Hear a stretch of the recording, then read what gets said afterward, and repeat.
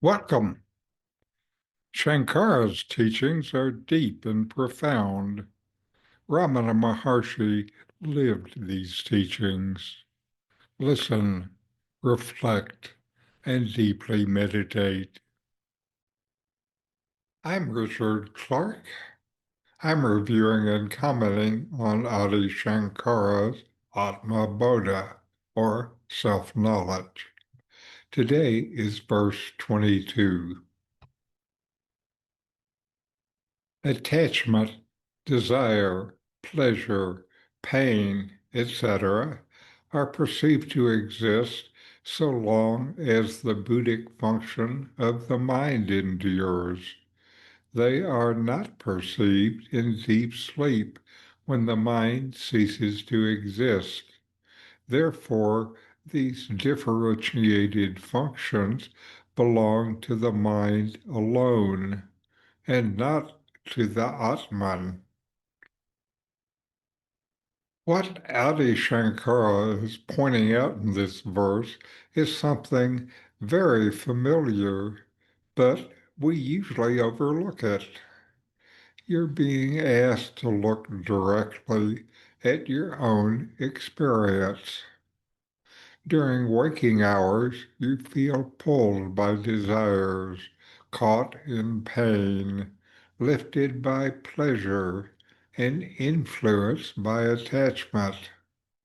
All of these experiences, whether you call them joy or sorrow, are known to you only when the mind is functioning. Sankara uses the term buddhi, which is the higher aspect of the mind, the part that discerns and reflects. It's not about raw emotion or reaction, but about mental activity that organizes and interprets what you sense. These movements, desire, fear, pleasure, pain, all come through the buddhi. But what happens in deep sleep?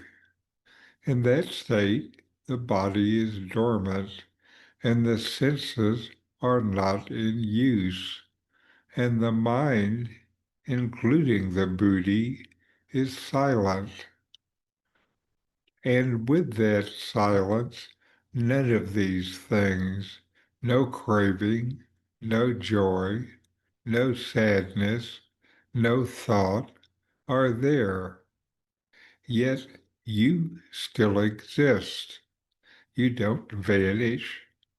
When you wake up, you say, I slept well. Who knew that?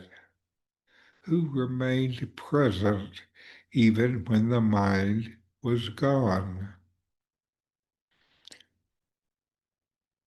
That's what Sankara is bringing to light. The self is always present. It is the silent witness that was there in deep sleep and is here now while the mind is active. But the ups and downs, the agitation and striving come and go with the mind.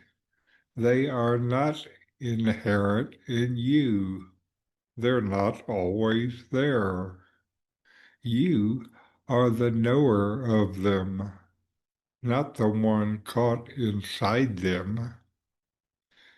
You may wonder, if I feel pain and desire so strongly, doesn't that prove that they're part of me? Shankara's answer is no. You only feel them when the mind is active. In deep sleep, they vanish, but you don't. This proves that they are part of the mind, not the self.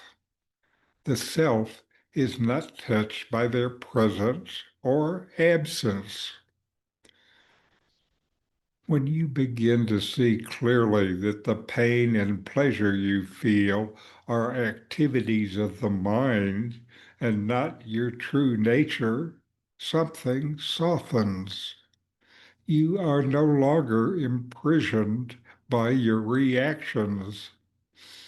Sankara is not asking you to suppress anything, just to see what is always there. See what changes and what doesn't, what disappears in deep sleep and what remains.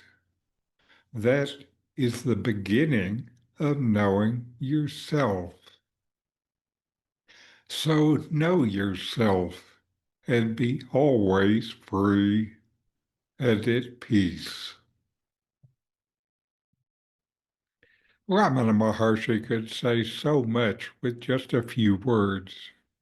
In these books, I give comments and guided inquiries in ordinary English to deepen your practice. Available from Amazon. The link is in the video notes. These videos bring Sankara's teachings into your direct experience. Subscribe to see more. Click thumbs up to like. Send questions and start a dialogue with a comment.